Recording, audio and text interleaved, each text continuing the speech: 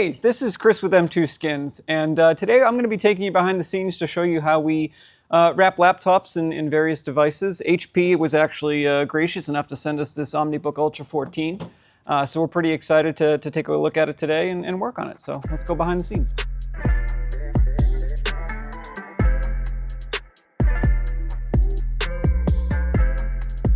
All right, so I've already gone ahead and cut the initial top lid and bottom design that G did for us. This is in our brush black material. As you can see, it's a very rough cut. So I want to take a look at how accurate he was on his initial pass and see what kind of adjustments we can make.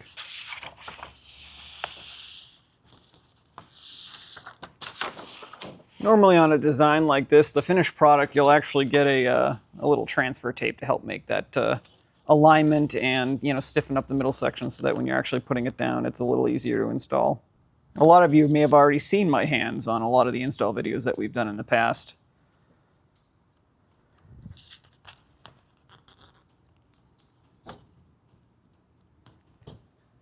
And for our tools, we've got an M2 Skin squeegee with the felt edge. That's actually really important so you don't actually scratch the vinyl as you're working around and applying pressure to it. What I'm doing now is I'm working out some of the slack in the vinyl itself. We typically call those fingers when they create little ripples towards the edge there.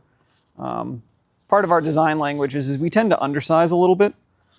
This allows the installer or the customer to kind of stretch to fit rather than try to deal with some of these excess bubbles and fingers and whatnot. So let's see how G did here. There was a little bit of slack, so I'm probably going to shorten it and take some out of the middle.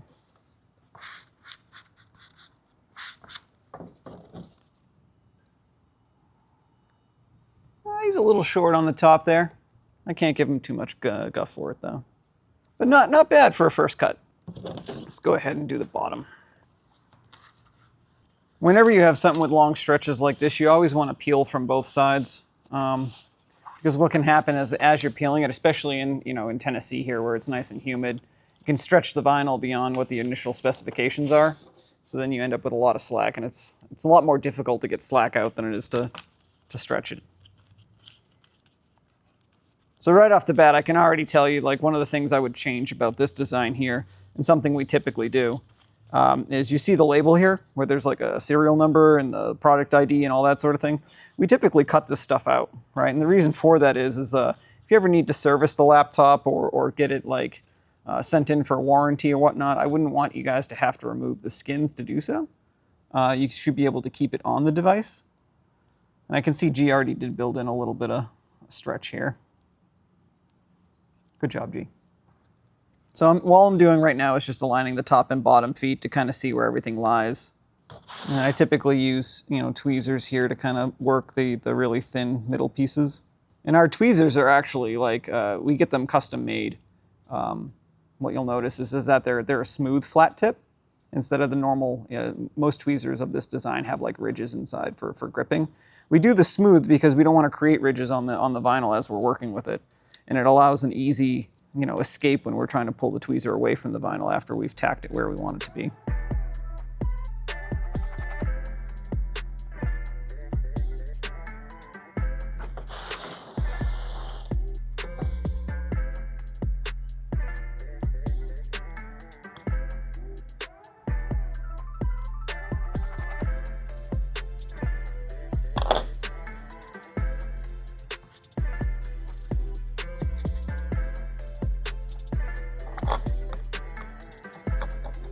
All right, let's see how G did on this one. Already I could tell he was very, very generous with the normal gap that we put around the heating vents. So anytime you have heating vents that are actually functional on the device, you'll see that we cut out around it. We typically don't leave this much of a gap. It's usually about a 1/4 of a millimeter or so. So we'll snug that up during some design modification here. He seemed to hit the screw heads pretty well. Right. Again, we always cut out the screw heads so that, like I said, if you ever have it to remove the bottom cover or you got to send it in for service. Like I don't want you to have to waste the skin that's on there, so we want to make it as serviceable as possible. Like you can see over here, we've got a gap. I don't know if you can see that zooming right there. Yeah, we've got a gap right here along where the edge of the panel ends, and then on this side we actually have an overlap. Maybe we just need to snug that up and remove some slack out of the middle section here to make it a little bit more stretched to fit. All right, so let's take a look at what modifications we need to make to the top lid here. Actually, G got it very, very close. He nailed the little nubs here for the feet. We are a little bit short on the top up here, so I'm probably going to make an adjustment there. Yeah, let's just see what we got. This is a digital vernier, by the way. And then I can see here, actually, we'll show this here. So like, we typically cut inside the logo, right? So it's not exactly the dimension of the logo itself. It'll fade into the logo a little bit. Folks that are putting these on their devices, I mean, they can shift up to, any number of, 0.millimeters left or right. So we want to make sure that no matter if they're off center a little bit, that the logo still looks, pretty good. And, it's pretty close actually. So if you want to come around the side here and take a look at Illustrator. So what I'm going to do here is I'm actually going to, I've got some custom functions that we've written. So I'm just going to break apart this outer rim here, and then I'm going to move this up. I think it was 0.4 is what we needed.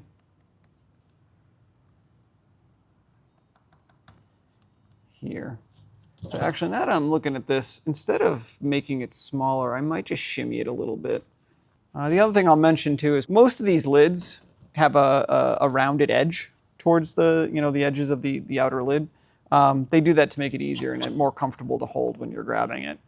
We typically design inside of the radius of that curve. Yeah, it's going to show a little bit more reveal on the side when you're looking at it, straight on. But over time, if you're grabbing the laptop, throwing it in your bag or whatever, one, it's more comfortable if it's on the inside of that radius. You don't get that edge or lip of the actual skin.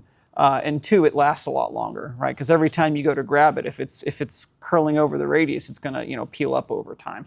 All right, so we're actually in the middle of designing the interior. We didn't do a pre-cut before because it wasn't finished quite yet.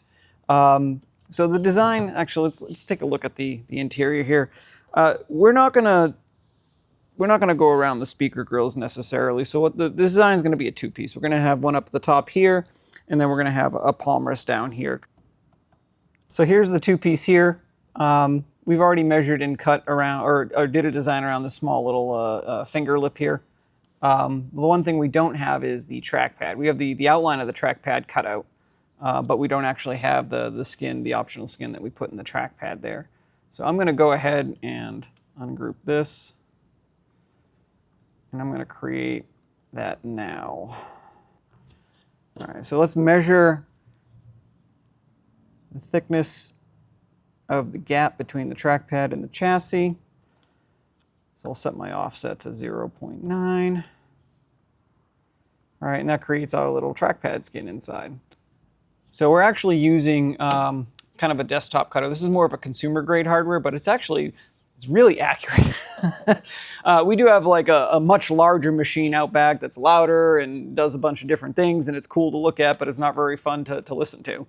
So we're actually doing design on these quieter, more consumer grade hardware, just to make it quick and easy to pump out like, an extra cut as we're testing. These can go through multiple design cycles. I mean, we can cut the same design, 4 or 5 times until we get it to a point where we're comfortable with how it installs, how it looks, and it's ultimately ready for production after that. So I'm just going to load up the file here and start cutting.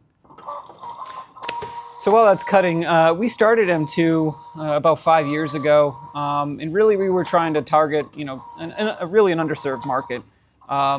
There were some devices that I was personally a fan of and that I own that we tried and getting skins created by the players in the industry, and we weren't getting much traction or ground there. So we decided to go ahead and buy a cutter and start, our own design process, and, it kind of blew up from there. So, but really we're all about being customer focused and customer centric. I wouldn't make any skins on any devices that I wouldn't put on myself. And you really see that in some of our design language.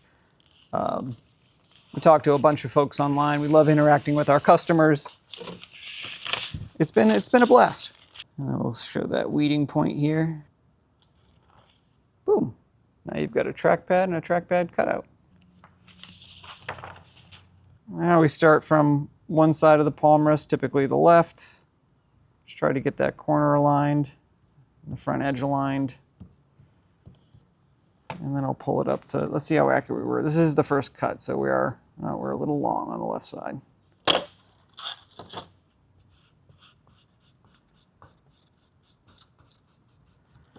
And then typically whenever we get to the actual trackpad, we try to make these sections stretch to fit so that, again, they're very thin. We want to make it easier on folks. So we just give it a slight little tug. Yeah, so we actually have a little bit of overlap there that we're going to take out in our next iteration. Maybe we're going to take a little out of the middle here too. Not bad.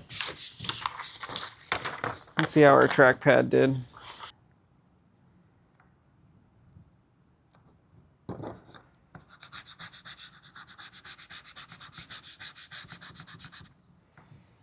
So the trackpad came out a little small, which tells me that our initial measurement for around the trackpad is probably a little small as well. So let's see how we did with the top piece. So top pieces, again, I'll start from one side and I'll just stretch to fit to the other.